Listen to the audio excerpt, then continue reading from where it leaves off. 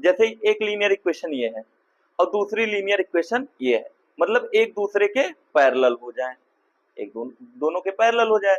और एक कंडीशन हो सकता है कि अगर एक लीनियर इक्वेशन ये है और एक दूसरी ऐसे हो, मतलब एक दूसरे को किसी एक पॉइंट पर कट करते हो, एक कंडीशन ये हो सकता है।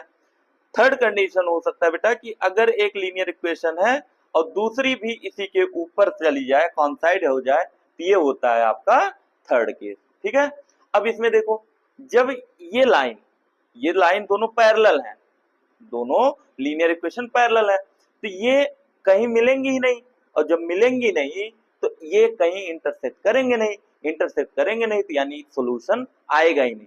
तभी जब दोनों लाइन पैरेलल होती हैं तब उसको हम बोलते हैं नो सॉल्यूशन। क्या होता है? नो सॉल्यूशन, क्योंकि एक भी सॉल्यूशन उसमें फाइंड नहीं कर सकते हो।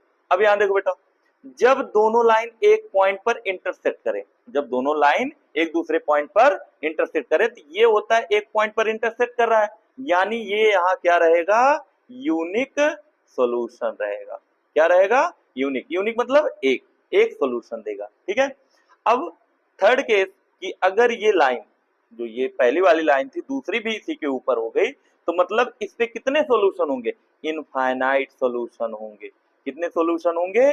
इनफाइनाइट सॉल्यूशन होंगे। क्यों इनफाइनाइट हुआ बेटा? यहाँ भी एक पॉइंट है, यहाँ भी, इसके बगल भी, इसके बगल भी, ऐसे बहुत सारे पॉइंट हैं जो इस इक्वेशन को सॉल्यूशन प्रोवाइड कराएंगे।